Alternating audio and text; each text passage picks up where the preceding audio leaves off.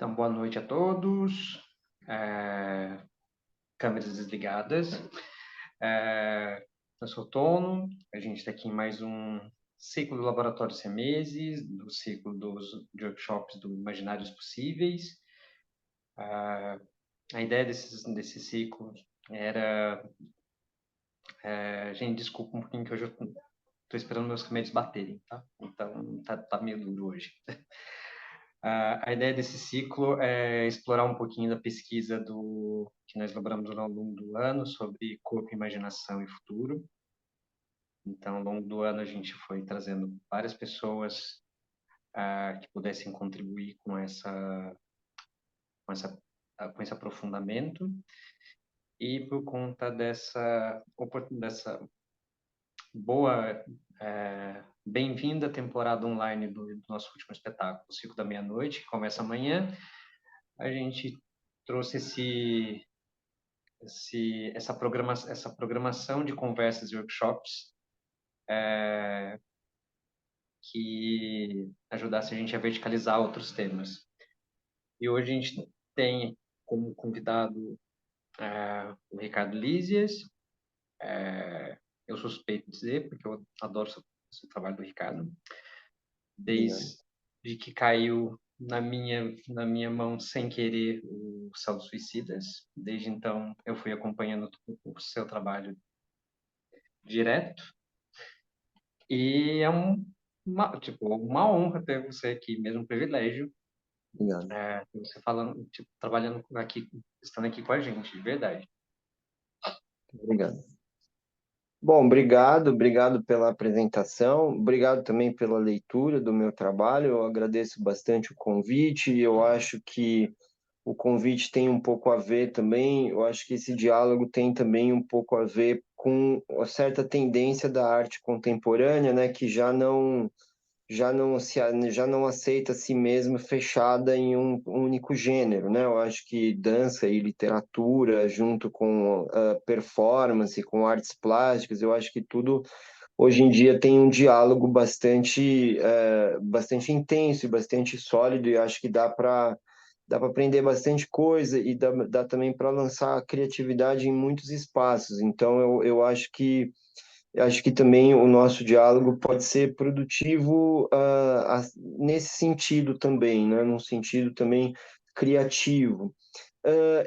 Eu vou tentar ir direto aqui ao assunto. Só antes eu queria só fazer é, uma, uma explicação, que é o seguinte: eu dou aula há muito tempo, embora não seja a minha atividade principal. A minha atividade principal é criação literária, enfim, que é o que eu mais coloco a minha atenção, as minhas forças, mas eu dou aula desde sempre. E ainda que eu faça isso, eu não sou exatamente uma das pessoas mais didáticas que vocês conheçam, né? Eu não sou, eu realmente eu tenho uma capacidade muito grande de mudar de assunto às vezes, enfim. Então, em primeiro lugar, eu digo que não há nenhum problema, realmente nenhum problema em me interromper, inclusive no meio da minha fala.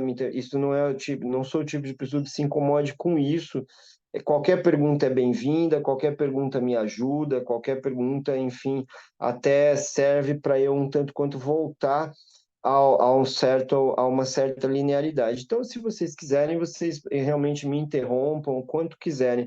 A única coisa que eu pediria é que nesse momento, quando eu tiver nesse momento ainda da minha fala, vocês, por favor, me interrompam falando, que é exatamente o que muita gente não gosta.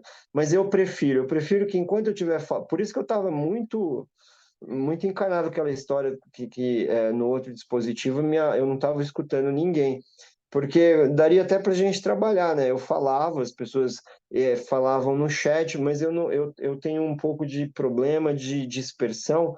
Então, pelo menos nesse momento, eu peço que sim. Depois, se a gente, no momento das perguntas, quer se sentir melhor de um jeito ou de outro, aí tudo bem.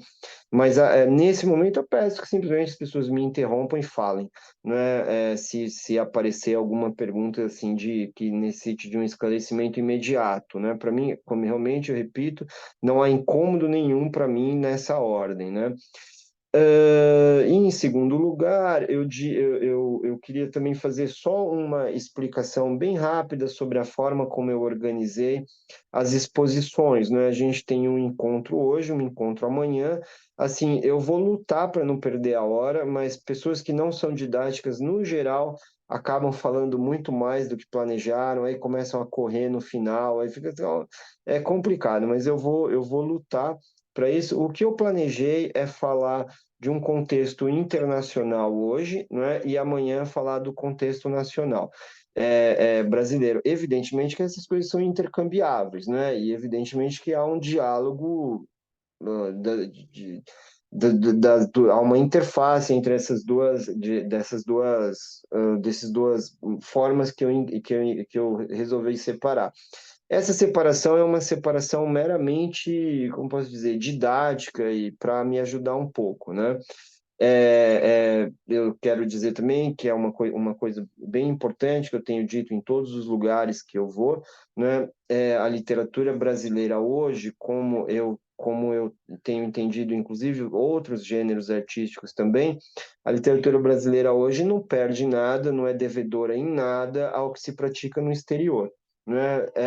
A gente, nesse momento, né, eu estou dizendo, nesse momento, dia 14 de dezembro de 2023, autores brasileiros, autores da minha geração, por exemplo, temos traduções por aí, alguns autores já são indicados para prêmios internacionais importantes, chegam até a vencer, não é, prêmios internacionais. Então, hoje a gente não temos nenhuma questão com essa, não somos inferiores a ninguém, ou seja, então realmente a separação que eu fiz é meramente uma separação de ordem organizadora só, né?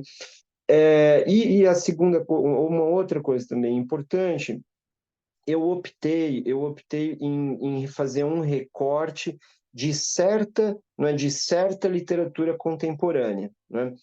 A certa literatura contemporânea que há muitas outras literaturas contemporâneas no momento, mas a certa literatura contemporânea que eu vou lidar, que eu vou tentar apresentar hoje para vocês, eu acredito e eu defendo que seja a literatura contemporânea mais relevante, né, sendo praticada hoje. O argumento que eu dou para isso, daqui a pouco eu apresento essa literatura, mas o argumento que eu dou para isso é que basicamente porque esta literatura na minha opinião, aquela que tem proporcionado melhores possibilidades de uma criação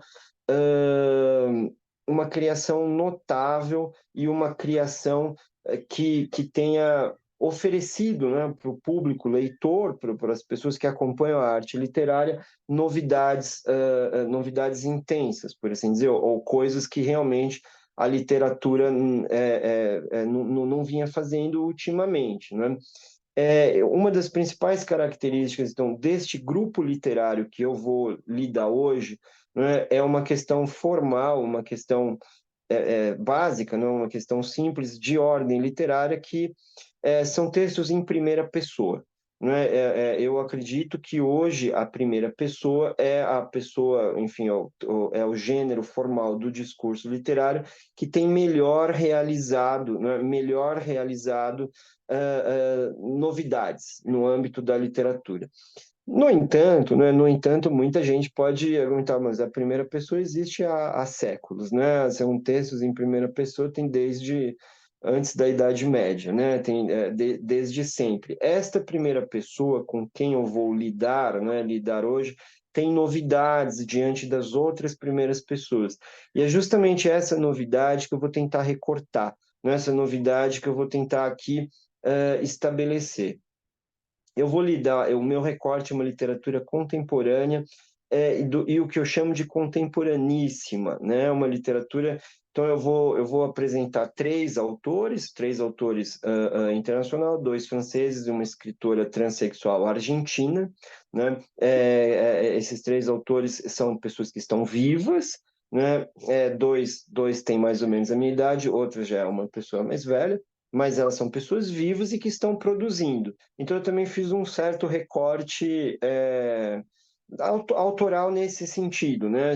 Estamos lidando com uma arte em andamento. Eu confesso que teve também por uma questão de diálogo, né? Porque vocês, afinal de contas, vocês também se apresentam no palco, né? Vocês se apresentam enquanto vocês estão aí, né? E eu quis encontrar também textos literários de pessoas que estão aí, né? Esse estar aí, né? Estar aí no sentido de se apresentar no mundo, não é? De existir nesse mundo é algo que me guiou, não é? Me guiou nessa minha escolha. Por sua vez, e por último, antes da gente entrar direto na questão, eu escolhi textos que eu acho de muito bom gosto, né? Então, são textos que eu quero indicar para todos, né? Eu quero indicar uma leitura que eu considero textos, simplesmente para quem gosta de ler, eu considero textos, assim, de ótima qualidade, né? Antes de tudo, porém, eu queria só lidar com um contexto, né? Falar de um contexto de um termo literário que muito provavelmente todos que estão aí e têm interesse na literatura que está sendo produzida hoje, né? Inclusive como eu fui apresentado no meu próprio trabalho, né? Eu quero apresentar um termo que muito se fala, que é assim chamada autoficção. Não vou fazer, evidentemente, nenhuma crítica ao termo, eu só quero dizer o que é esse termo. A chamada autoficção é justamente uma transformação dessa primeira pessoa, que vem sendo praticada em toda a história da arte, enfim, é uma transformação dessa primeira pessoa que começa a tomar muita força no final dos anos 70, no final, basicamente, quando a gente entra nos anos 1980, esse gênero da literatura passa a ser muito praticado, né? Muito praticado e praticado de forma muito consistente e muito interessante também.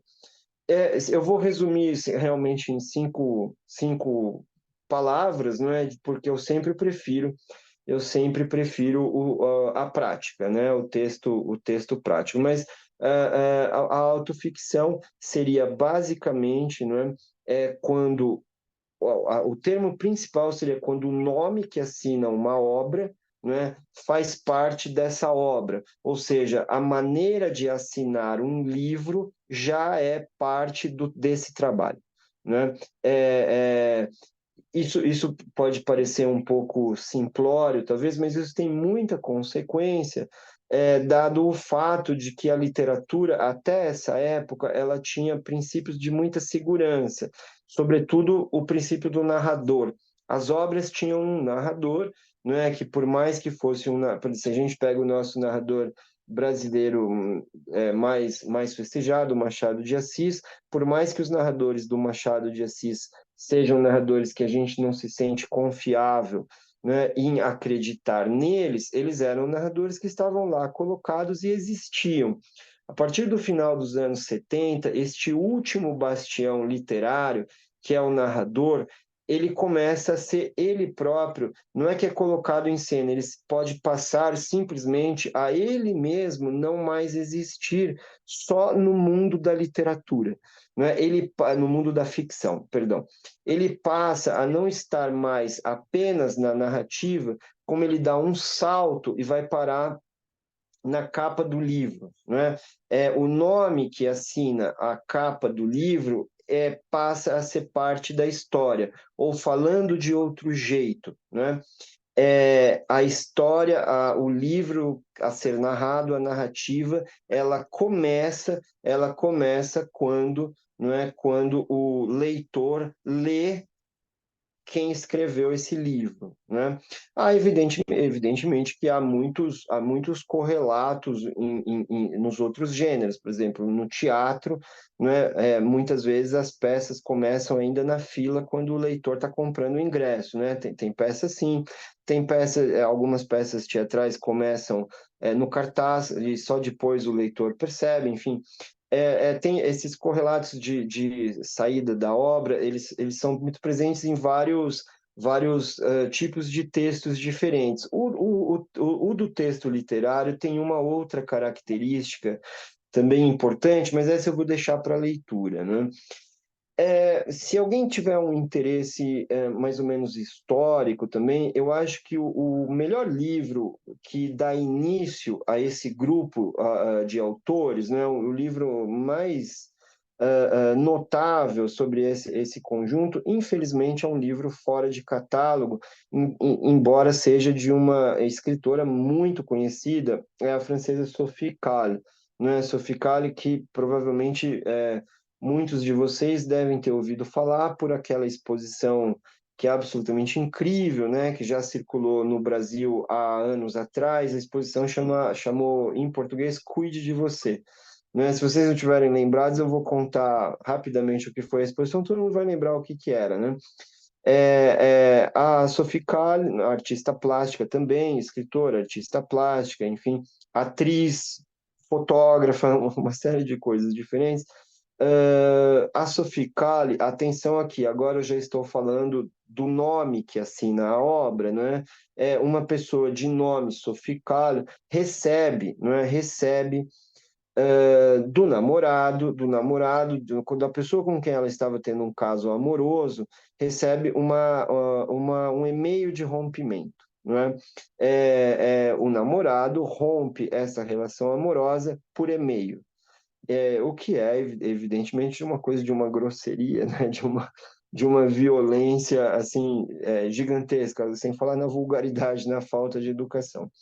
A Sophie Calle, né, ela pega esse e-mail, ela se apropria desse e-mail e resolve fazer uma espécie de releitura múltipla desse e-mail. Então, a exposição chama Cuide de Você, porque o e-mail termina assim, cuide de você mesmo, ou seja, indicando com toda a clareza, né, que vai encerrar realmente por e-mail. Não era um e-mail para marcar um encontro, né? Era um e-mail de por fim acabou tudo.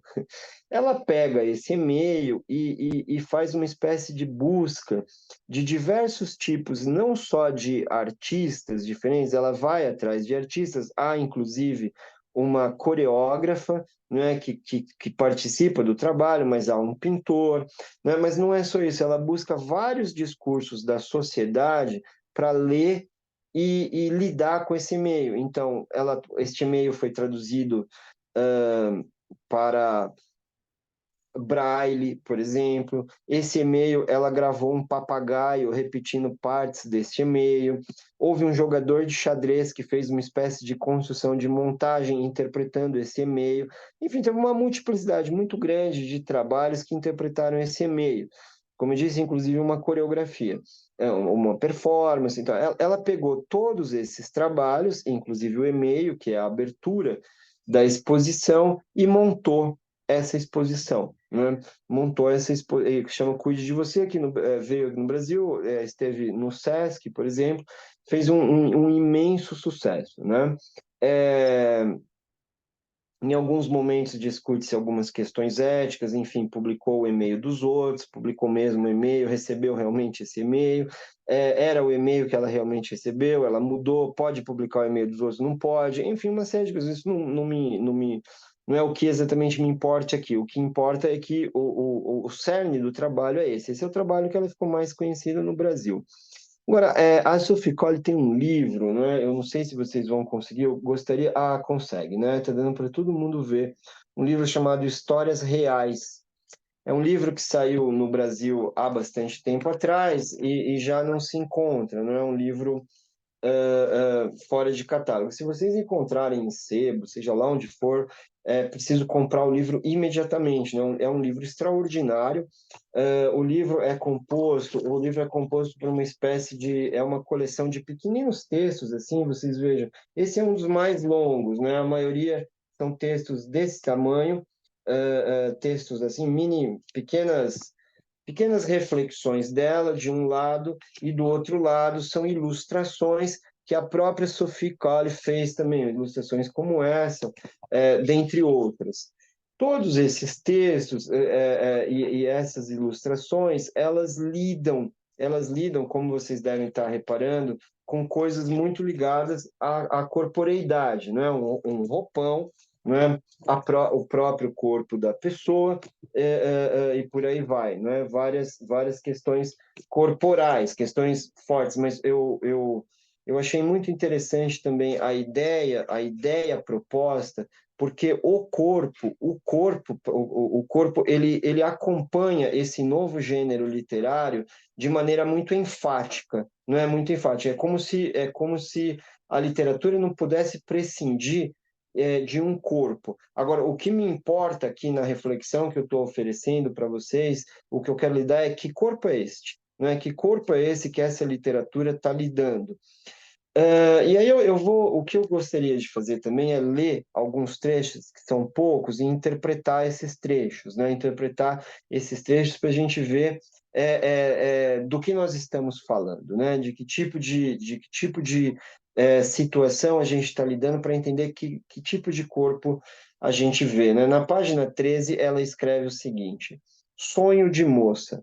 Aos 15 anos eu tinha medo dos homens. Um dia, no restaurante, escolhi uma sobremesa pelo nome, Sonho de Moça. Perguntei ao garçom de que se tratava. Ele respondeu que era surpresa. Minutos mais tarde, o homem colocou diante de mim um prato com uma banana descascada e duas bolas de sorvete de baunilha. Depois, em meio ao silêncio geral, desejou-me bom apetite, com um sorriso nos lábios. Contive as lágrimas e fechei os olhos, assim como fiz, anos depois, a primeira vez que um homem ficou com o corpo nu na minha frente. Né? Em resumo, né? A nossa narradora, que é um texto escrito em primeira pessoa, sofre essa espécie de violência, num restaurante, sofre essa espécie de violência grosseiro, muito vulgar do garçom, não é? É assediada pelo garçom, e esse assédio vai causar na narradora, que se chama Sophie Calle, não é? Vai causar na narradora uma espécie de trauma que vai ficar grudado nela. Não é? Na primeira vez, anos depois que ela se encontra com um homem nu, ela tem exatamente a mesma reação. Não é? Ou seja, a violência, uma violência inicial que se lhe impõe a essa narradora é uma violência que vai ficar entranhada, não é uma violência que não vai escapar. Eu quero ir para outro trecho agora, não é? Na página 31, são trechos sempre curtos, em que a narradora escreve o seguinte: O porco. É uma história meio louca. Eu tinha 30 anos. Um homem me procurou dizendo que tínhamos projetos parecidos. Concordei em marcar um encontro com ele. Sempre tenho medo de perder alguma coisa. Sua arte consistia em pedir a desconhecidas que dormissem com ele. Eu mesma já não havia pedido a estranhos que se deitassem na minha cama para serem fotografados. Eu quero explicar aqui é que a Sophie Calle, não é que aqui é narradora, não é, mas que a narradora tem o mesmo nome da autora, uma vez fez uma performance, um trabalho artístico em que ela saía na rua, encontrava alguém na rua, pedia para que essa pessoa fosse à casa dela e dormisse, e ela pedia para fotografar essas pessoas enquanto ela estivesse, né, fotografar essas pessoas enquanto ela estivesse dormindo. Ela fez essa exposição, enfim, fotografou as pessoas, e agora acontece isso com ela nessa narrativa, né? Ele combinou de me levar a um churrasco em Noli. Durante a noite inteira, banquei a empregada. Grelhei salsichas, servi e limpei. Ocupada, o tempo passava mais rápido. Tarde da noite, ele me deixou na porta de casa, curvou-se, procurou meus lábios. Empurrei-o, dizendo: Quem disse que quero beijá-lo? Ele respondeu: Não faz mal, você come como um porco. Vários anos se passaram, mas essa frase continua me atormentando. Não lembro mais nada desse indivíduo, mas ele continua sentado à minha mesa. Enfim, é uma segunda narrativa de reforço dessa grosseria, né, em que a narradora sofre uma espécie de tentativa de invasão do próprio corpo, né, é quase uma tentativa de estupro, aqui é uma tentativa de ataque, em que um homem tenta beijá-lo sem autorização. ela paralisa esse beijo e o homem a agride, né? O homem a agride. E esta agressão, pela segunda vez,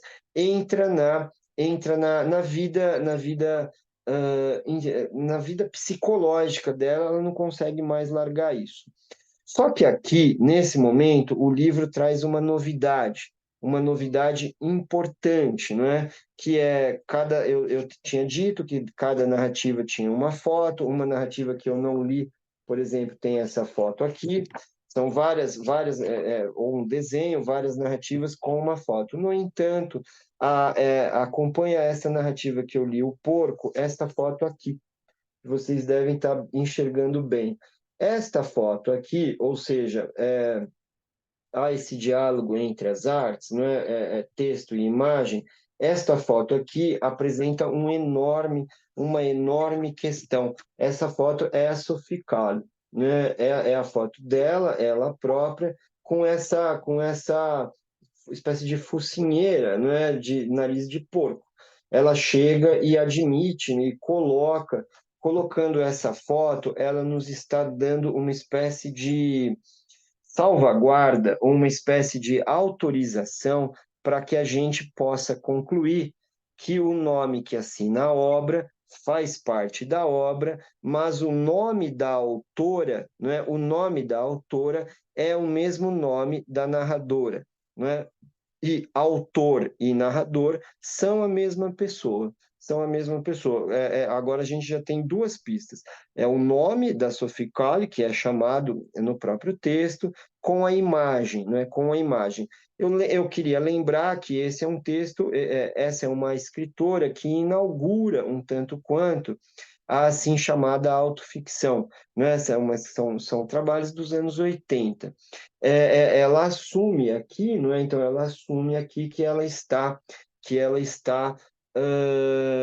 se colocando no texto. Agora, a questão fundamental, qual é a questão importante, não é? E é aqui que eu quero chegar ao cerne, não é? Do convite que me foi feito e do trabalho que eu estou apresentando para criar esse gênero literário, para que esse gênero literário possa ter vindo a tomar tanta força nos anos 1980 em diante. Eu relembro que não é uma escritora que eu pretenda ler hoje, porque tem sido muito lida, eu repensei, não é? Alguns nomes dos artistas, eu pensei bastante nessa semana, não é? Mas eu chamo a atenção que a principal praticante da autoficção contemporânea muito provavelmente a escritora Annie Ernaux, ou seja, vencedora do Prêmio Nobel. Não a autoficção, esse gênero assim chamado, que era algo que nos anos 80 vira uma coisa inicial, uma coisa iniciadora, hoje em dia é provavelmente considerado o gênero mais produtivo e mais importante da literatura, né? Qual é a ligação que isto existe, né? Esse gênero, ele exige para se consolidar, não é? E para se colocar como um trabalho artístico, ele exige um corpo, não é? Mas a parte importante aqui que eu tenho para dizer, não é que não é mais um corpo sendo narrado.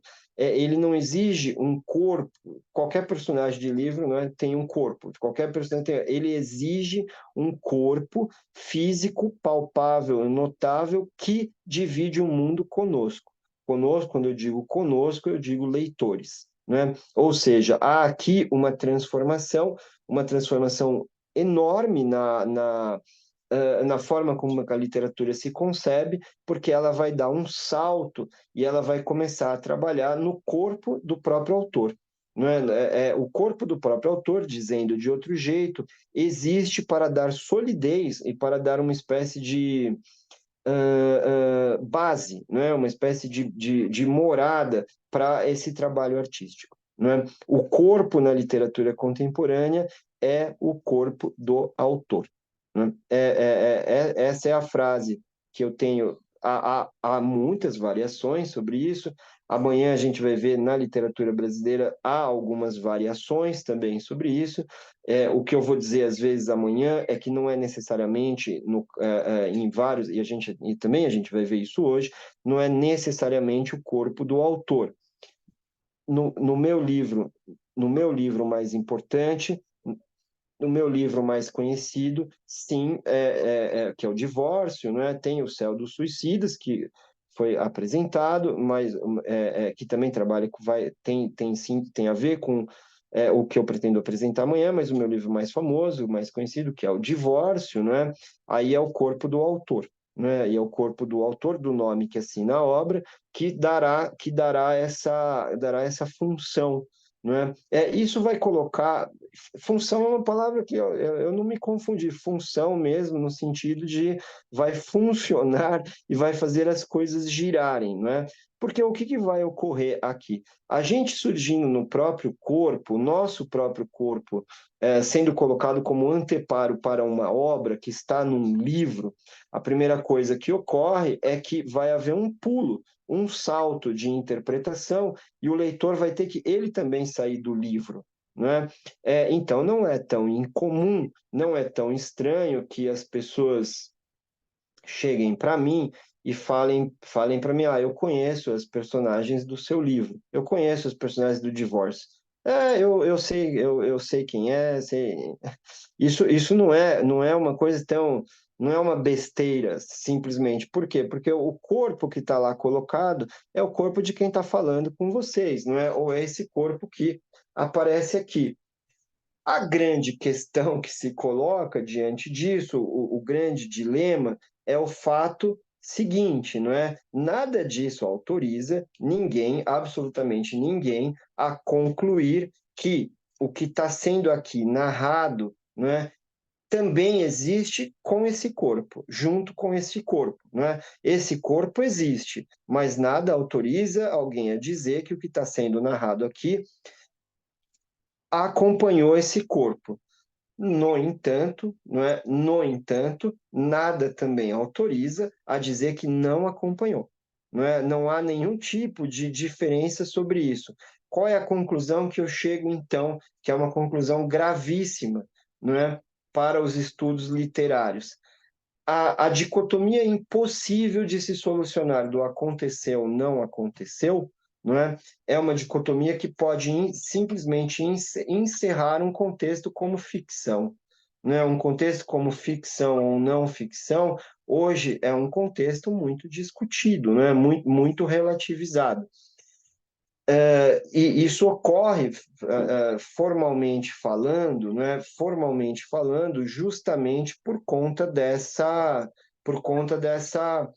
inserção, desse surgimento do corpo do autor como parte da obra, né?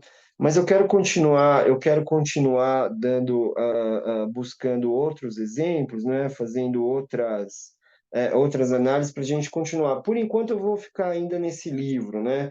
Eu quero ler mais dois pequenos fragmentos, sempre fragmentos pequenos, para ver como a questão continua. Na página 39, eu leio O Pescoço, né?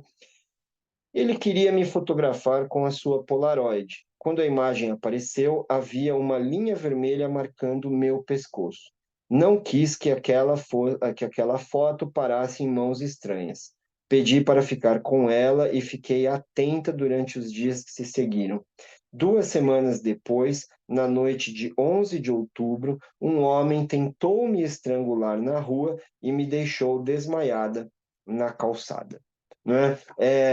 Com esse terceiro texto, é um texto que tem 6 linhas, né? Mas é um texto, por outro lado, bastante denso. O que acontece é que um homem tira uma fotografia, ou ele tira uma fotografia da narradora, da Sophie Calle. Essa fotografia aparece com uma linha vermelha marcada no pescoço, que ela fica extremamente nervosa, e 2 semanas depois, né, em 2 semanas, ela acaba sofrendo um ataque na rua, né? Ou seja, esse corpo violado é um corpo que irá, né, que irá depois acabar sendo de fato o corpo da foto, né? O corpo da foto vai sair da foto e ser violado na rua mesmo, ser violado de fato, né? Ou seja, mais uma vez a esse pulo, mais uma vez a esse salto, não é? Do livro para alguma coisa que seja extra-livro. No caso, de novo, é o corpo da autora.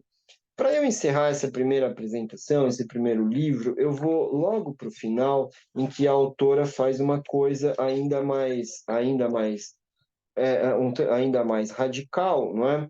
Ela, na página 73, tem um pequeno conto chamado O Divórcio, né? O Divórcio. Quando ela então, lê o seguinte: nas minhas fantasias, eu sou o homem. Greg logo percebeu. Talvez tenha sido por isso que um dia ele me propôs que eu o fizesse urinar.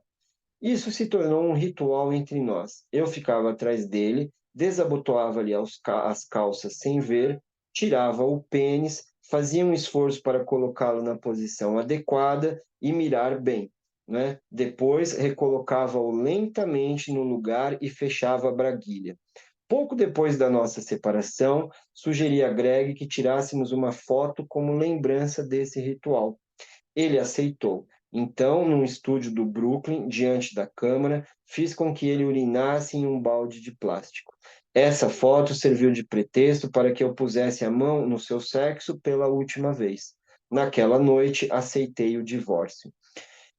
Se a gente fizer uma interpretação rápida, eu não quero aqui me aprofundar, porque eu queria mesmo apresentar também outras leituras. Se a gente fizer uma interpretação rápida dos três outros textos dela que eu li, para esse daqui, não é? Há uma questão de recuperação, né? Há uma questão de recuperação que ela teve o corpo atacado várias vezes, ela teve o corpo atacado primeiro por um garçom que trouxe aquela imagem muito violenta para uma menina de 15 anos. Depois, um homem tentou beijá-la e ela não tinha esta vontade. Um terceiro homem a atacou na rua depois de uma foto. Mas agora tem o marido, futuro ex-marido, que eles tinham lá um ritual evidentemente erótico, que ela o fazia urinar, e ela permite o divórcio depois que ela consegue repetir esse ritual de inserção do corpo, né, de uma presença do corpo no outro, no corpo do marido. Ou seja, nesse momento, ao menos, da autoficção, né, a foto que acompanha é uma foto do ritual dos dois, não é uma foto do ritual dos dois, é uma foto explícita do ritual dos dois, e a foto, evidentemente, faz tornar as coisas todas corpóreas, né? As coisas todas fortes.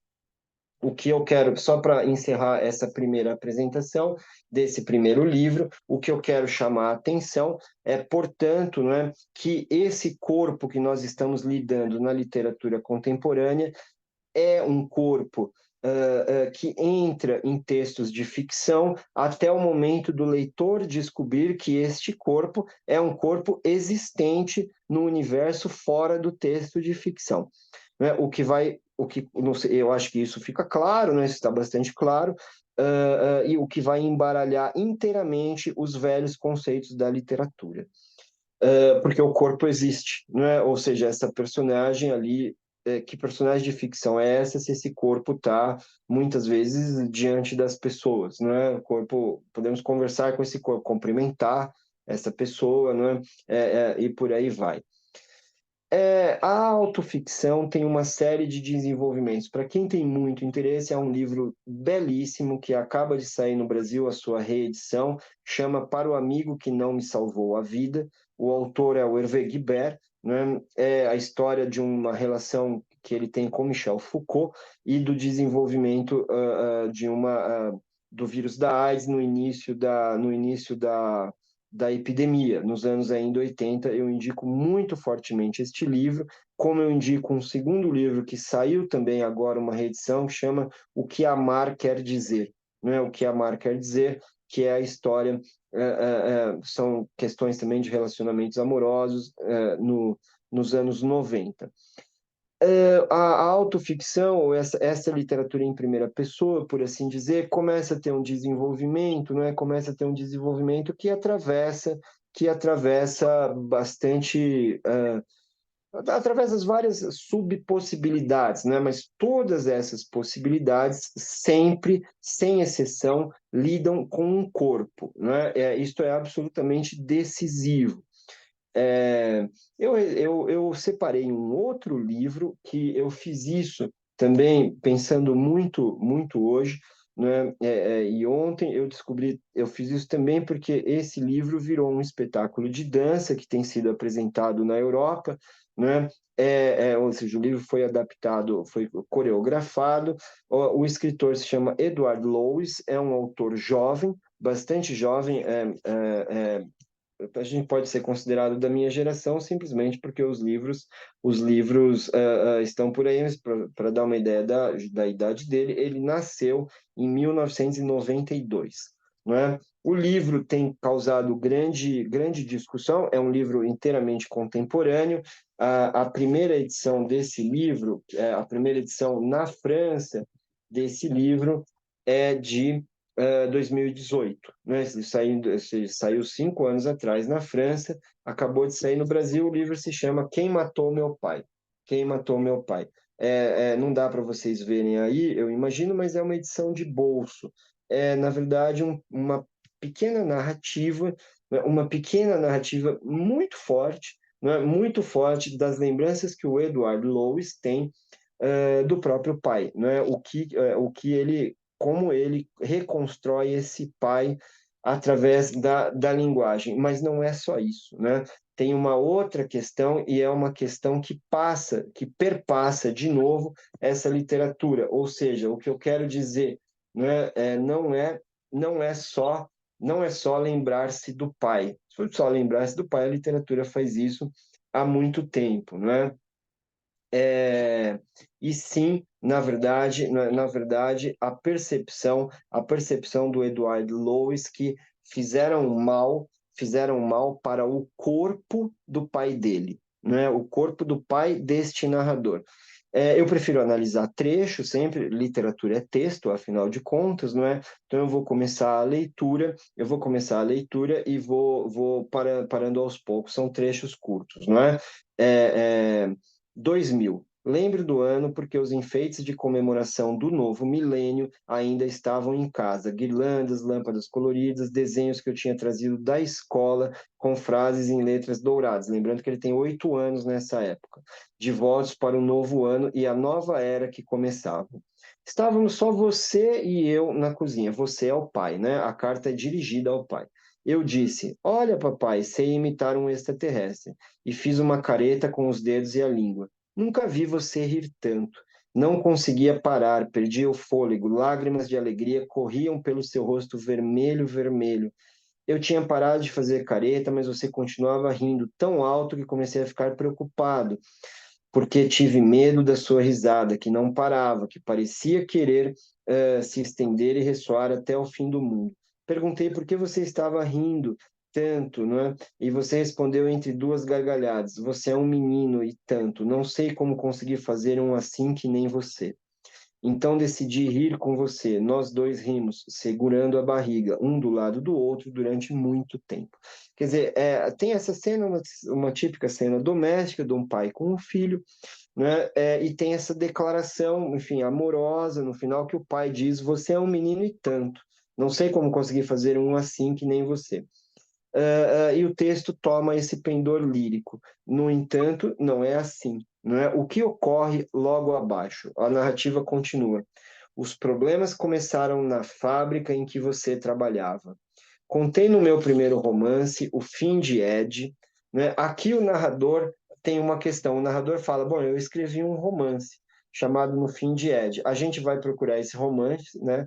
Nas livrarias. Esse romance de fato existe. O romance é assinado por Edward Lois, ou seja, as situações já estão todas embaralhadas. Há um corpo, né, do Edward Lois que assina esses livros, e agora tem a questão do pai, não é? Os problemas começaram na fábrica em que você trabalhava. Contei no meu primeiro romance, O Fim de Ed, que numa tarde recebemos um telefonema da fábrica informando que um peso caíra em cima de você. Suas costas haviam sido trituradas, esmagadas. Nos falaram que você não poderia mais andar por muitos anos, não andar mais. Ou seja, aquele pai que ria com a criança na sala, dias depois cai, não é? Um peso gigantesco numa fábrica e que acerta, que ataca o corpo desse pai, né? O corpo desse pai. E esse corpo fica totalmente sem mais ação, né? Ou seja, de novo, é um corpo machucado. Eu continuo a leitura para dar uma ideia de como o corpo torna nesse gênero literário absolutamente decisivo. Nas primeiras semanas você ficou só na cama, sem se mexer, não sabia mais falar, só conseguia gritar. Era a dor, ela o fazia acordar à noite e gritar. Seu próprio corpo não aguentava mais. Todos os movimentos e deslocamentos, por menores que fossem, despertavam seus músculos devastados. Você tomava consciência da existência do seu corpo na dor por ela.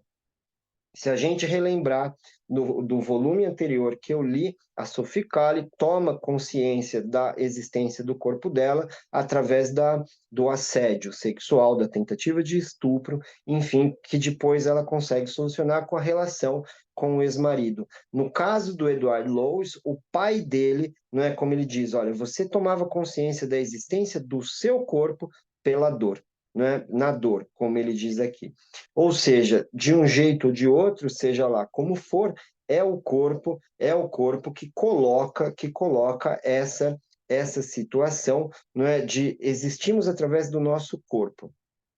Até aí, alguém poderá me dizer: bom, no livro anterior você mostrou as fotos, eram as fotos da autora, a autora se referiu, não é, a outros trabalhos, era a imagem da autora, nós vimos, não é, então, que esse corpo saltou para fora do livro, o corpo deu um salto para fora. Até aí, não é, até aí, do que eu li, nada indica que este corpo seja um corpo que vá além de uma personagem de romance. Não é? Nada indica qualquer coisa além disso. O texto tem um certo andamento. Eu não vi a coreografia feita desse livro. Eu admito que está passando só na Europa. Eu admito que eu fiquei muito curioso, né? Por exemplo, como poderia ser adaptado a partir daqui, porque é aqui que que o corpo do pai, vai dar um salto para fora do livro, né? Para fora do livro. Vejam só como o autor agora continua a sua narrativa.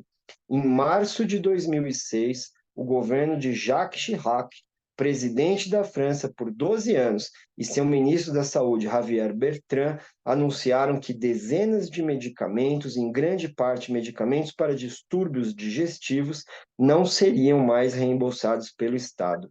Como desde o acidente você precisava ficar deitado o dia todo e tinha má alimentação, os problemas de digestão eram constantes. Comprar medicamentos para controlá-los tornava-se cada vez mais difícil. Jacques Chirac e Javier Bertrand estavam destruindo seus intestinos. O que o autor faz aqui agora? Ele simplesmente não é, cita o nome do presidente, de um homem que foi presidente da República e do seu ministro da Saúde e os acusa de terem prejudicado o pai. Bom, aqui a gente já não tem nenhuma possibilidade de que seja de que a gente continue só no assim chamado universo da ficção, porque simplesmente ele está falando Jacques Chirac, né, que foi presidente, que ele pode simplesmente o Jacques Chirac tem a sua resposta, né, a sua resposta para isso, ou seja, Jacques Chirac é uma figura que foi votada, que existe, portanto, agora nós já saímos da obra, né? Nós saímos dessa obra e entramos em outro mundo. Aqui nós entramos no mundo da política. A situação continua. Eu vou ler mais um trecho. Já perdi a hora completamente, não é isso? Mas a gente atrasou um pouco para começar, então eu vou continuar. Vejam só, em 2007, continuo lendo agora. Em 2007, Nicolas Sarkozy candidato à eleição presidencial, fez campanha contra aquelas e aqueles a quem chamava de assistidos, os quais, segundo ele, roubavam o dinheiro da sociedade francesa por não trabalharem. Ele declarou, abre aspas, o trabalhador vê o assistido se dar melhor do que ele para fechar as contas do mês sem fazer nada. Sarkozy diz que as pessoas que recebem alguma assistência social do Estado são melhores do que se sentem melhores do que os que trabalham, é o que ele fala. Ele fazia você entender que, se não trabalhasse, era um peso no mundo, um ladrão, um supranumerário, uma boca inútil, como diria Simone de Beauvoir. Ele não conhecia você, não tinha o direito de pensar assim, ele não conhecia você. Esse tipo de humilhação vinda dos poderosos fazia suas costas se curvarem ainda mais. Aqui o texto, evidentemente, se torna, não é, um texto se torna um manifesto político, ainda que seja um romance, não é? Ainda que seja um romance, vocês imaginem o tanto que é difícil classificar estes livros, não é? Por isso eu afirmo aqui uma coisa ousada, mas que eu tenho dito por aqui, falar literatura de ficção, falar literatura de não ficção é uma coisa ultrapassada, talvez o romance não exista mais, talvez a ficção ou a não ficção não existe mais, existe alguma outra coisa sendo feita, né, sendo feita na literatura. Eu vou ler apenas mais um nome, dois trechinhos, porque eu acho trechos importantes, não é? Vejam aqui. Em 2009, o governo de Nicolas Sarkozy e seu cúmplice Martin Hirsch substituíram um rendimento mínimo pago pelo Estado francês aos desempregados. Você recebia o rendimento desde que não pôde mais trabalhar. A mudança do rendimento visava favorecer o retorno ao trabalho, como dizia o governo.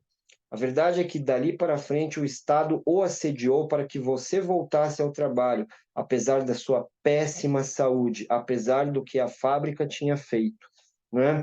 Mas depois de algum tempo você foi obrigado a aceitar um trabalho de varredor em outra cidade, por 700 euros por mês, curvado o dia todo recolhendo o lixo dos outros, curvado enquanto suas costas eram destruídas. Nicolas Sarkozy triturou as suas costas, né? Este é o texto, Nicolas Sarkozy, todos vimos na TV, né? Ou seja, já demos um salto, né? Já demos um salto, saímos do livro, chegamos, né, a algum outro lugar. Eu vou ler agora o último texto, o último trecho desse livro, porque eu acho importante, posto que aqui o autor coloca uma outra coisa, né? Esses nomes que mencionei há pouco, talvez aqueles que vão me ler ou me ouvir não conheçam. Talvez já os tenham esquecido ou nunca os tenham ouvido, mas é justamente por isso que desejo mencioná-los, porque há assassinos que nunca são denunciados pelos assassinatos que cometeram. O autor acusa Nicolas Sarkozy e Jacques Chirac de serem assassinos. Não é? É isso que está sendo feito numa obra literária, né, depois num espetáculo de dança, acusando dois políticos de assassinato. Né? Já saímos, evidentemente, exclusivamente aqui do trabalho, entramos até, inclusive, no âmbito do direito. Denunciados pelos assassinatos que cometeram. Há assassinos que escapam da vergonha graças ao anonimato ou graças ao esquecimento. Tenho medo porque sei que o mundo age nas sombras e na noite. Eu me recuso a deixar que eles sejam esquecidos. Quero que sejam conhecidos hoje e sempre, em toda parte. No Laos, na Sibéria e na China, no Congo, na América, por toda parte, pelos mares, no interior de todos os continentes, para além de todas as fronteiras. Será que tudo sempre acaba sendo esquecido? Quero que esses nomes se tornem tão inesquecíveis quanto Ricardo III de Shakespeare ou Jack o Estripador. Quero pôr os seus nomes na história por vingança. Não é? O autor simplesmente afirma, não é? O autor simplesmente afirma que não é que ele está aqui acusando dois presidentes da República Francesa de assassinato do corpo do próprio pai, próprio pai do autor, está aqui colocado o nome, não é? E ele ainda vai se vingar dessas pessoas, porque essas pessoas não podem mais ser esquecidas, né?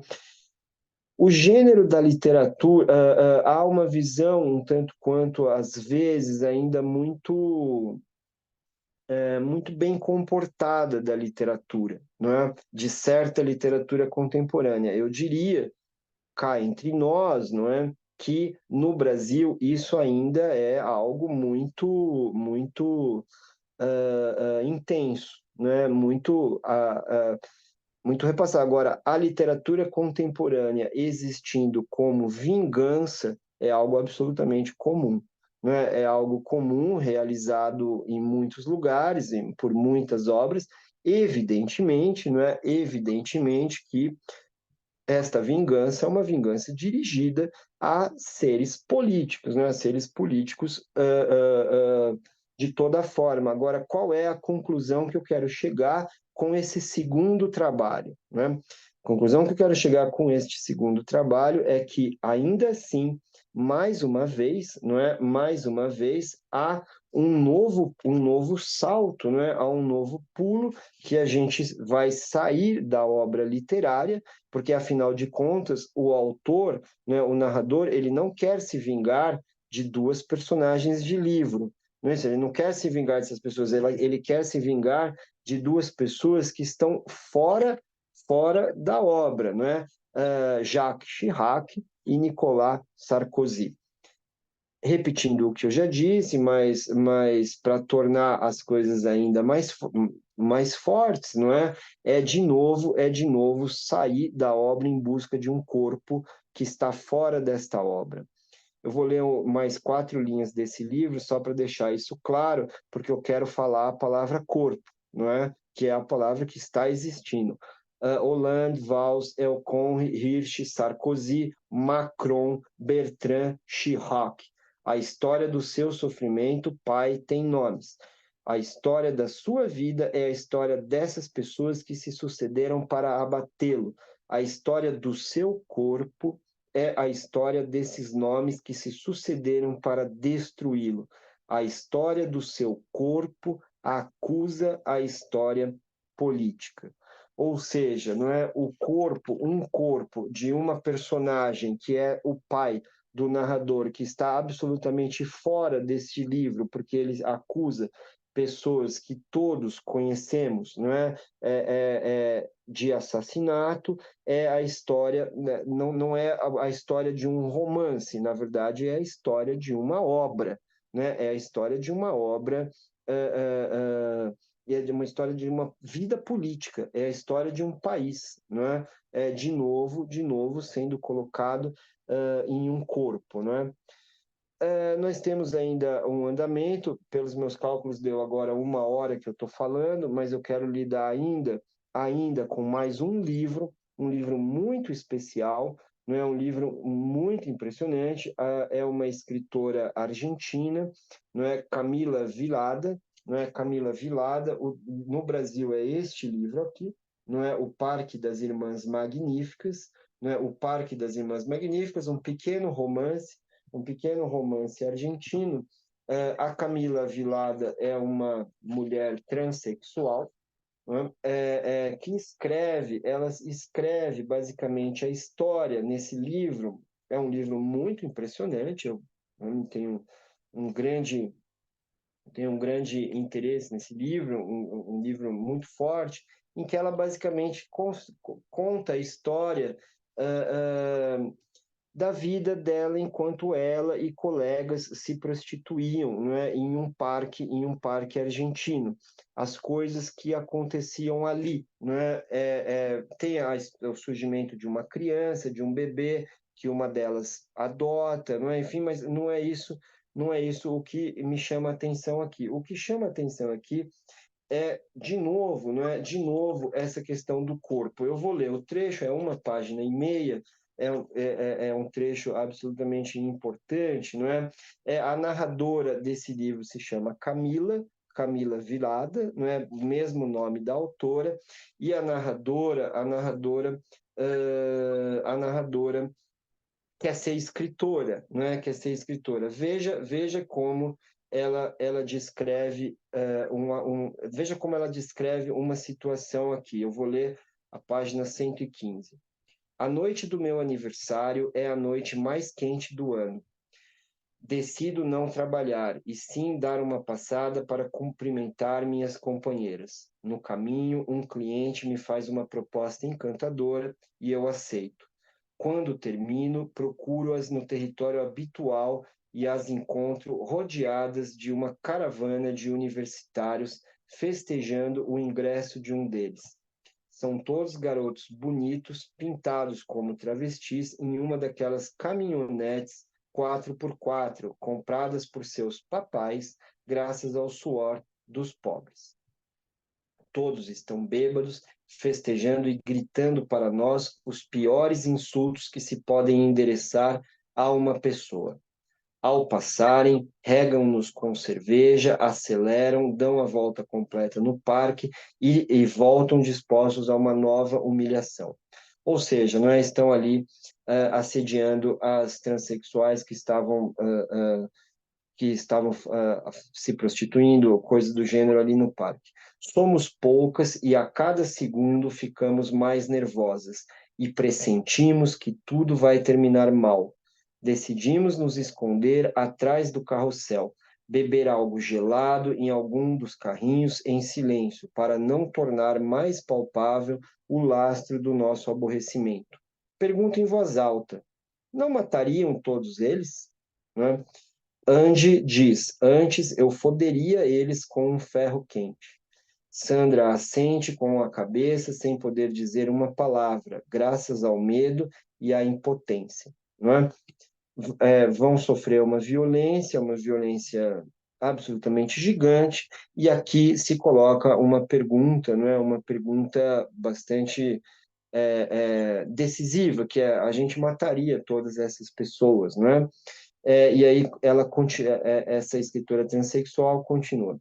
Assim era a raiva que haviam inoculado em cada uma de nós. Tomar a cidade de assalto, essa era a nossa vontade.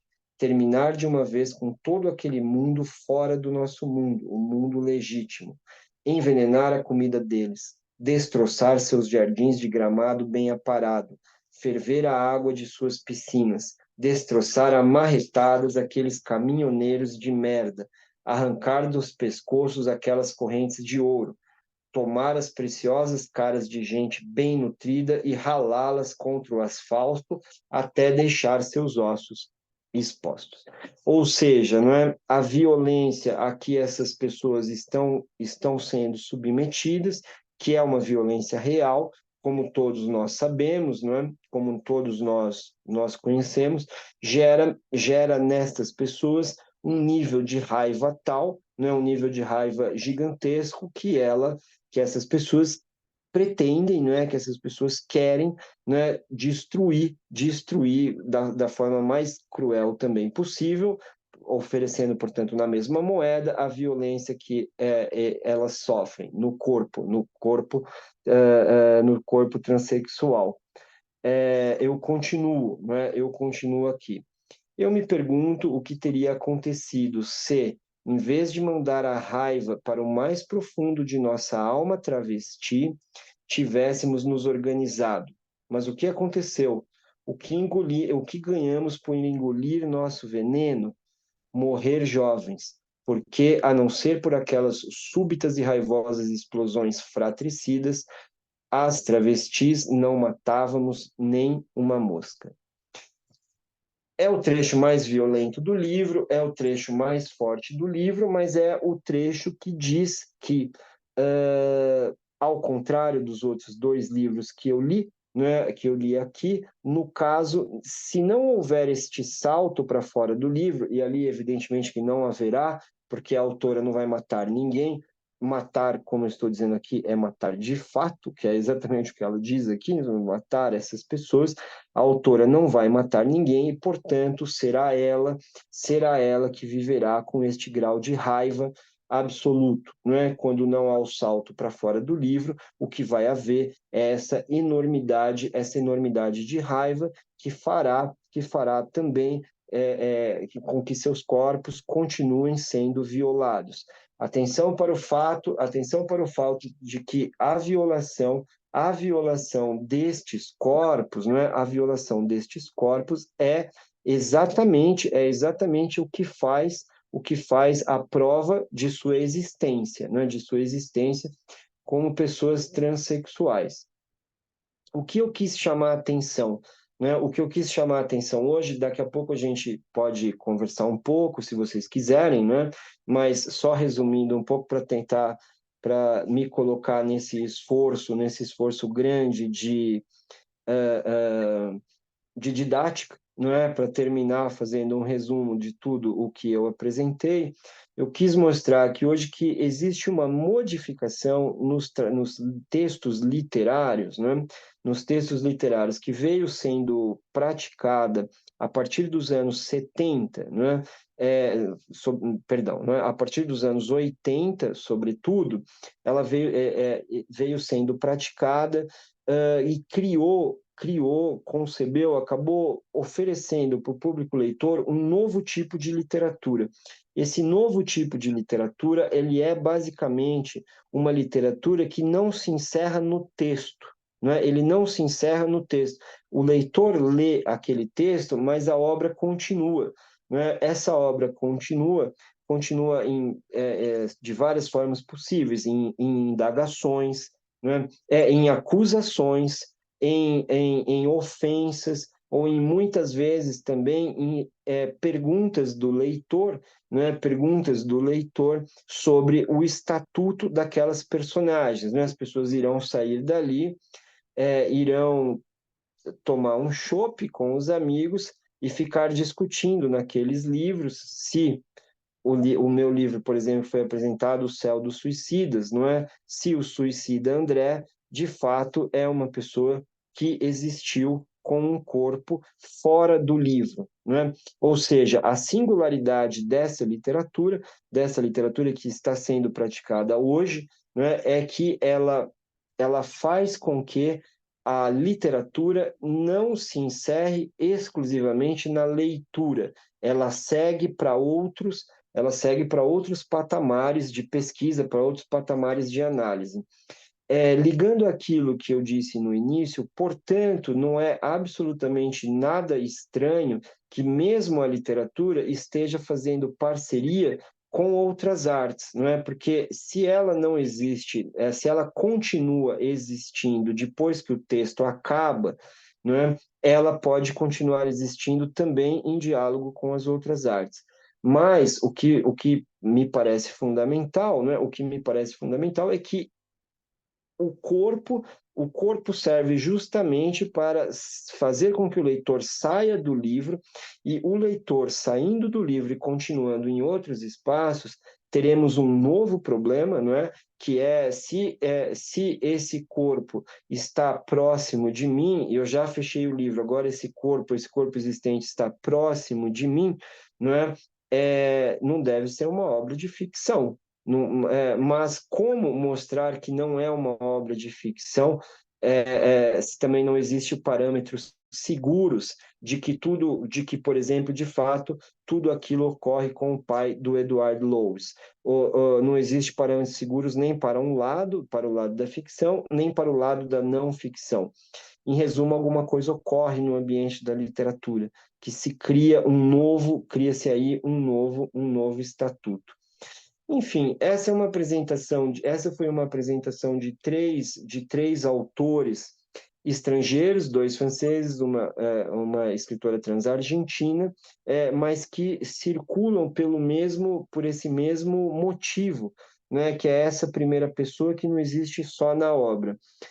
Se alguém tiver interesse em continuar, a autora decisiva disso é a Annie Ernaux, que, como eu disse, eu preferi não ler porque está sendo muito citada, ou um escritor também como Karl Ove, não é? Karl Ove Knausgaard é um escritor norueguês que faz uma obra também muito impressionante nesse sentido de que a gente não tem possibilidade de entender o que existe e o que não existe, já que, afinal de contas, este corpo indubitavelmente existe, porque ele está aí, né? Ele está aí em algum lugar. Não sei se eu fui muito claro em todas as minhas afirmativas, mas se vocês quiserem, se vocês tiverem interesse, por favor, podem perguntar, até porque a gente resolveu o meu problema e agora eu escuto vocês, né? Então, por favor, podem perguntar se quiserem alguma coisa, um esclarecimento ou fazer alguma reflexão também, por favor.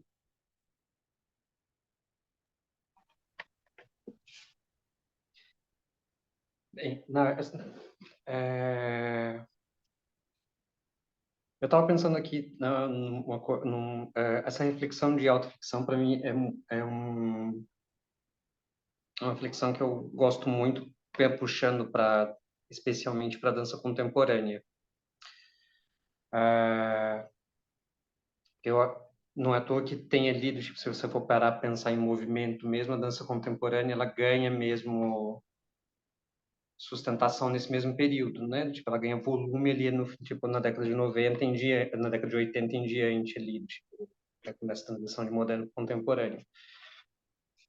Porque a dança contemporânea acontece um fenômeno muito parecido, porque você começa a tirar esse lugar que em especial o clássico moderno tinha, de criar essas narrativas em linguagem de dança, e a dança contemporânea acaba criando sempre corpos que são autoficcionais. Isso. Tipo, porque o bailarino de dança contemporânea ele é um bailarino que muitas vezes ele está ali tipo o campo de ficcionalização que se cria por ele estar em cena,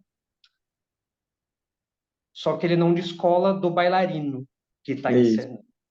É isso Tipo, aí. então, a Daniele que está em cena, tipo, que está aqui agora no negócio, que é bailarina. A Daniele que está em cena, tipo, ela continua sendo vista como Daniele, É.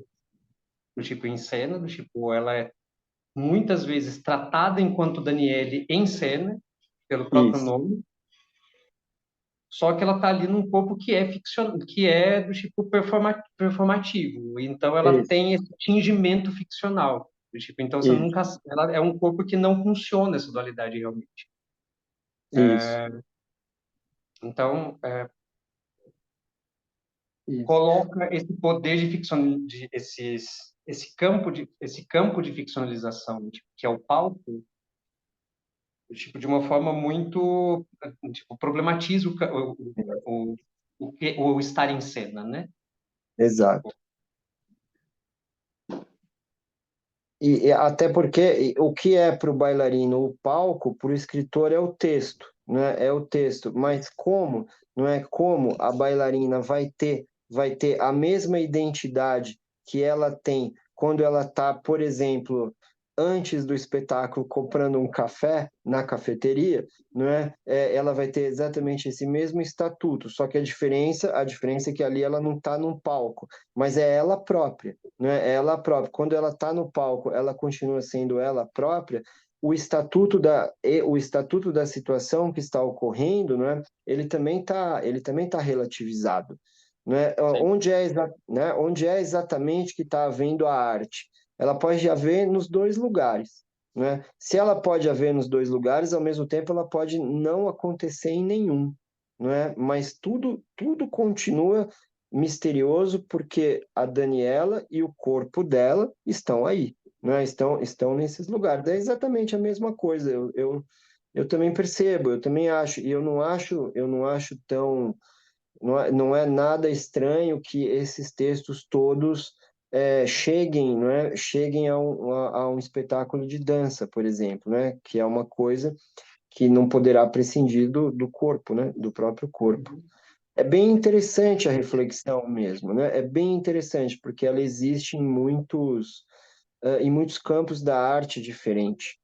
Nas artes plásticas também é assim, né? Nas artes plásticas, muitos dos trabalhos, eles só existem enquanto o artista plástico estiver fazendo aquele trabalho, né? Enquanto ele estiver depois quando o corpo dele ali não tiver mais em trabalho, em ação, na função, por assim dizer, aquele trabalho não existe mais.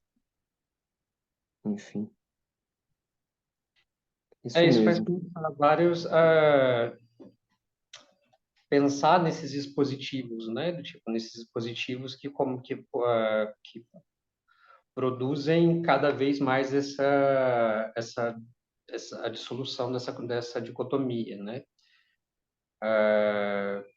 Que você tem desde trabalhos, por exemplo, hoje em dia é muito comum, por exemplo, você ter trabalhos, na verdade é muito comum, principalmente no cenário da dança contemporânea paulistana, você ter trabalhos, por exemplo, de dança que não se encaram como espetáculo, mas você encara como o levar o dispositivo de trabalho, de pesquisa, o dispositivo de corporal, tipo aquilo que você pesquisa em estúdio, E, colado em cena. Tipo, então você identifica aquilo como um lugar de como um lugar de tipo, é um espetáculo porque tem um nome de espetáculo e está sendo executado dentro de um espaço cênico, então você identifica aquilo como um espetáculo. Mas quando você claro, chega ali, tipo, você tem isso. Só que aí que vem a questão, de que para mim é curiosa, que é, por exemplo, no campo da literatura, por exemplo, esse é um tipo de artifício que me seduz violentamente. Então, por exemplo, quando eu li o inquérito policial do delegado Tobias, da família Tobias, eu cheguei a escrever eu escrevi uma notinha para um blog de um amigo sobre o encadenado. Eu fiquei fascinado com a materialidade da coisa, tipo a ficcionalização do próprio documento em si, que era ali e, aqueles múltiplos documentos que estavam ali, tipo, colocados, tipo. e, E fiquei com aquilo na cabeça muito tempo sobre, do tipo, nesse território de o que que é e o que tipo, do que dali tá entre esses dois campos. Só que eu acho muito engraçado é do tipo que com a dança contemporânea o fenômeno tem sido diferente. Isso que eu queria levantar como questão aqui para se pensar, porque essa dança contemporânea tipo gritantemente autoficcional, tipo, ou seja, essa dança contemporânea que aposta pela costura, tipo, por mostrar esse entranhamento, tipo, ela cria um distanciamento absurdo de público.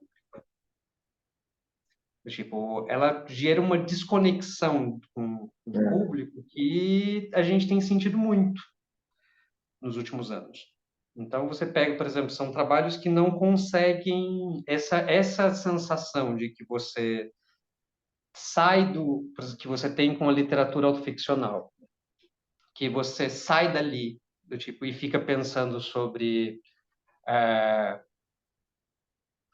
o que é e o que não é, do tipo o que poderia ser ficcional, o que pode ser não ficcional, ou, por exemplo, tipo, estou usando os livros seus só porque para ser mais instrumental. Tipo, claro, por exemplo, quando você vê o Diário da Cadeia, por exemplo, isso, que eu amo, você lê um livro e você acompanha a, o absurdo da história posterior. Porque você acompanha o processo judicial, você acompanha isso, tudo isso, e é tão é, absurdo que desafia quase as leis de uma verossimilhança, porque você isso, fica pensando como é que o Eduardo Cunha, só para localizar o Maurício e a Dani que estão aí, o Diário da Cadeia uma autobiografia do Eduardo Cunha, só que escrito pelo Ricardo. E eu o vou Ricardo pegar. Mil, Eduardo Cunha processou o, É esse livro aqui, ó. e o Eu Eduardo assinei Cunha com ele. pseudônimo do tipo. E o Eduardo Cunha tenta ainda, né, processá-lo de todas as formas para proibir o livro de circular. É, E então a própria desdobramento disso é mais absurdo que uma ficção fantástica. isso, exato. É, Então, esses desdobramentos que a literatura autoficcional faz, ou que, por exemplo, a arte contemporânea tem, de você, por exemplo, acompanhar o pintor do tipo um artista construindo uma obra, construindo algo, e no momento que constrói, no momento que aquilo termina, do tipo você sai, mas a fascinação pela construção é uma coisa que eu não entendo muito, do tipo quando chega na dança, porque esse cenário dessa dança contemporânea, do tipo que se mostra muito que se mostra muito esse aspecto de construção, é algo que causa uma cisão muito forte de público. não pode acontecer. Eu E entendi, isso é uma eu coisa muito entendi. intrigante, assim, tipo, porque, por exemplo, a gente fez, tipo, a gente tem experimentado algumas coisas no laboratório, tipo, que não deixam de ir nesse caminho, tipo, e que acabam sendo experiências que foram muito interessantes. Por exemplo, esse último trabalho do Circo, a gente colocou o camarim quase parte do cenário. E Então, eu quando vi. você vê esse movimento do bailarino que entra no camarim e sai Isso, do camarim o tempo todo, você cria aquele, você começa, ele se torna um elemento que, junto com os textos em primeira pessoa, junto com o ambiente que está ali presente, você pode deixar levar pelo um território fantástico, mas ao mesmo tempo tem alguém chamando do tipo a personagem de, ok, Dani, vem para a cena. Como é que você está? Então você cria esse território do tipo. Então, nesse caso foi muito bem. Eu isso. sinto que a gente conseguiu, tipo, que foi um experimento interessante nesse sentido. Só que eu fico muito intrigado com esse outro lado, tipo, de certas experiências dessa autoficcionalidade na dança, do tipo, de criar esse estranhamento, esse distanciamento. Principalmente quando se trata de um território no qual você deixa de lado um, esse território do pensar o espetáculo, e confia de que só os procedimentos em cena do tipo dão conta de produzir do tipo esse efeito de fascinação. Perfeito. Posso falar uma coisa para você que não é exatamente responder o que você diz, mas Não, colocar só quis ainda. levantar uma discussão aqui. Eu queria colocar ainda algumas questões, algumas pulgas atrás das orelhas todas, né? Que são os seguintes.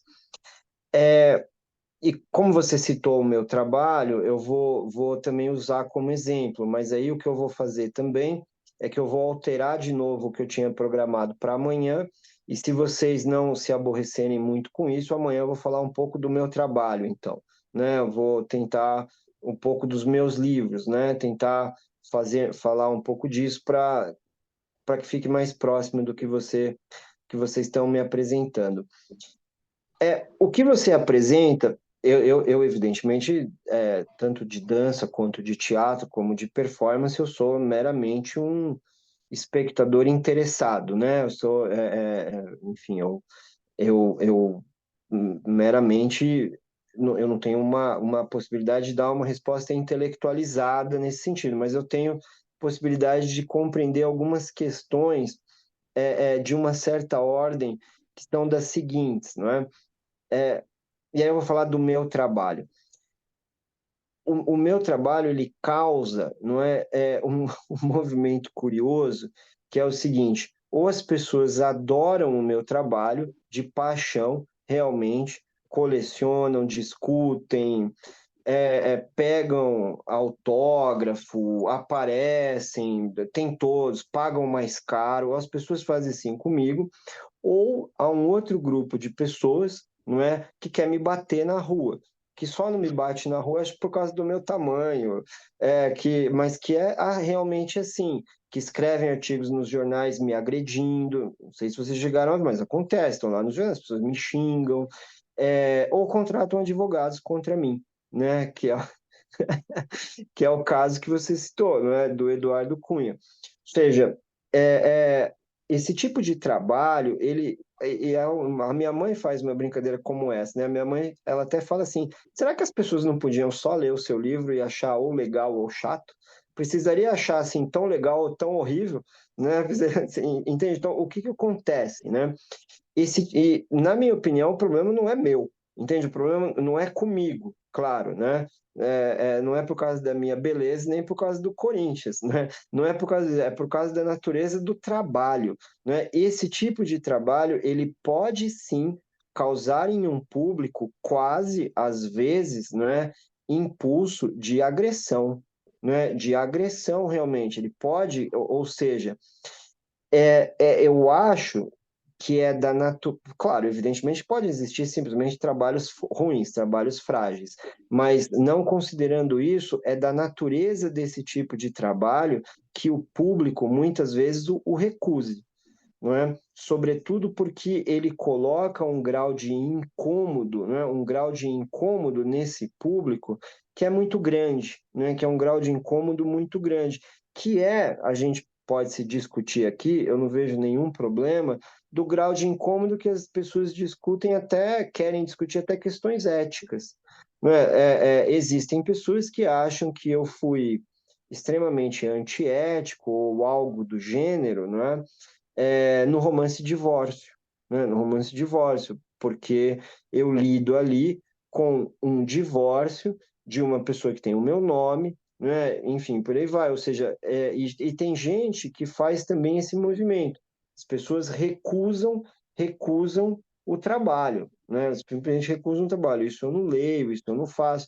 Agora, isso é natureza, isso é característica desse tipo de trabalho, em certa parte, não é? Em certa medida.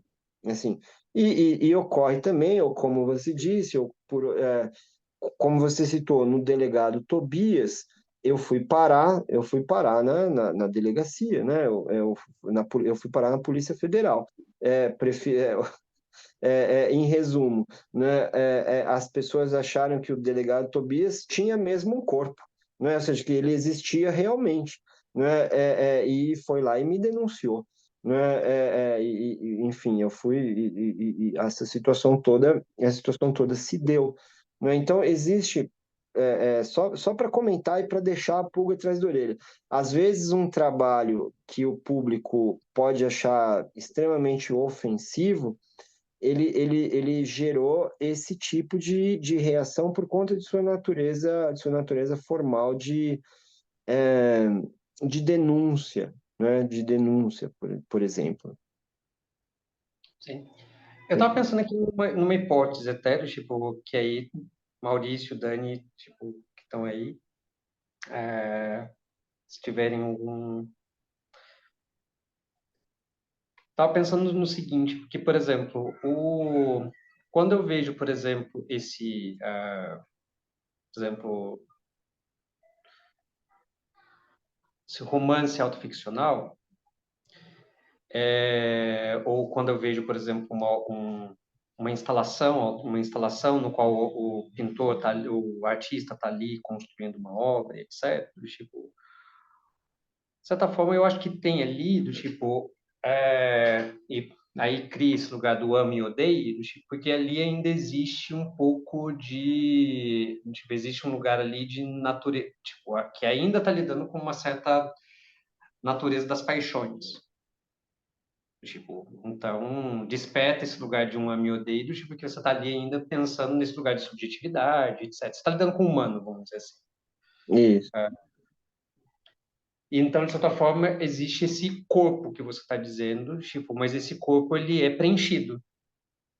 E eu acho que para mim esse que deve ser, eu acho que para mim essa é a questão quando eu penso dança contemporânea hoje, porque porque eu acho, e aí vem uma possibilidade que eu estava pensando enquanto estava falando, quando você fala esse ame e odeie, do tipo, no caso do que eu penso, do que eu vejo conversando com o público de dança contemporânea hoje, do tipo, não é um ame e odeie, é um desinteresse. Ah, entendi, É entendi. uma Aí não. não relação, é não relação. E eu acho que isso tem a ver de um lugar, e aí vem a possibilidade tipo, de que nessa tentativa de construir esse corpo que se autorrefere, a dança contemporânea ficou muito metalinguística. Então ela Entendi. começa, tipo, então ao invés dela abordar, tipo, ao invés dela fazer com que esse corpo que está em cena ele seja preenchido de si próprio e ele fortaleça essa relação, tipo, ele está mais interessado em explicar o que é dança, Perfeito. explicar o que é procedimento, explicar o que é do tipo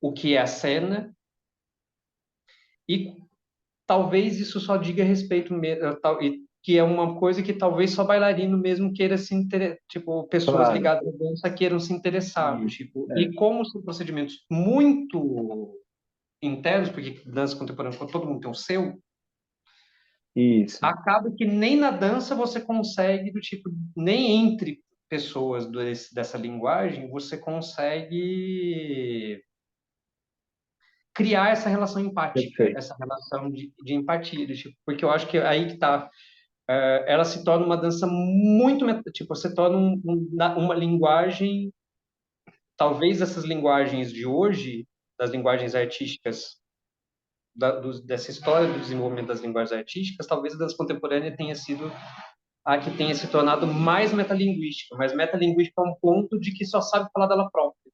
Não, aí E aí realmente esse não é corpo perde exatamente. preenchimento. Aí não é exatamente uma autoficcionalidade, né? Eu acho que se porque aí a procura ela tá nesse caso o espetáculo realmente está fracassado nesse sentido, né? Porque aí ele não é uma porque aí não é provocar o público leitor a levá-lo a uma identificação ou uma desidentificação, né? Agora, isso muitas vezes também ocorre por uma espécie de uma vez eu vi no Sesc um espetáculo que era realmente uma coisa um tanto quanto constrangedora, no sentido de que a gente ficava meio ansioso para acabar logo, né? Assim, uma coisa assim. Quer dizer, porque realmente, de fato, parecia uma espécie de explicação dos movimentos corporais por eles mesmos, né? Porque quando não há esse fato de chegar no público e o público se perguntar, não é? Essa pessoa está realmente essa pessoa está realmente dançando ou essa pessoa está andando ao meu lado, né? E quando não se coloca ou continuando mais ainda, ou será que essa pessoa andando ao meu lado está dançando, que é o que esses livros fazem, né? Se a pessoa não chega a esse ponto, realmente ela não conseguiu, porque a autoficção, ela não é uma explicação do que é a literatura, não é? Ela é simplesmente a abolição do que era a literatura, né? Uhum. Essa é a diferença. Essa é a Sim, diferença. Então, acho que sim, acho que nesse caso, acho que você tem toda a razão. É uma coisa que ultrapassa o parâmetro que não é esse o gênero, não é isso que o gênero busca, na minha opinião. sim. Eu, por exemplo, nunca busquei isso, né? Eu nunca busquei essa questão. Mas eu já busquei, por exemplo, que muitas pessoas dissessem: olha, isso não é um romance, né? E o deputado Eduardo Cunha, por exemplo, nesse daqui, ele afirmou isso na justiça. Ele falou assim: não, esse escritor tem que ser condenado porque ele não é um escritor, né? Eu vou aproveitar então, e aí amanhã eu vou trazer a sentença, né? Eu vou trazer a sentença da primeira instância, né? Para a gente ver o que também a própria juíza falou, porque eu ganhei o processo contra o Eduardo Cunha, mas na primeira instância eu perdi, né? Eu ganhei depois, ganhei no recurso e ganhei em Brasília, né? mas eu perdi. Então, tem uma declaração mesmo, não é, de uma situação das pessoas, porque muita gente também, tem também uma questão de que muita gente recusa o fim, né? Recusa, que é um fim, que é um trânsito, né? Eu não considero, por exemplo, a literatura como de forma nenhuma encerrada, de forma nenhuma, não é isso, mas eu considero que ela se mudou, né? Ela tem e para mim isso é excelente.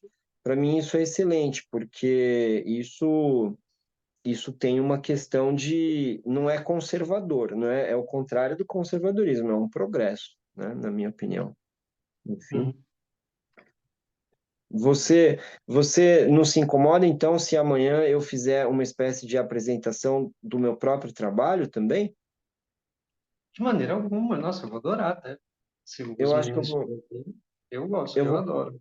Então eu vou fazer isso também. Eu vou fazer isso também porque eu acho que tem essa questão da corporeidade envolvida nisso, embora eu vá trazer outros trabalhos também, Uhum. Não, massa. tá Não, bom?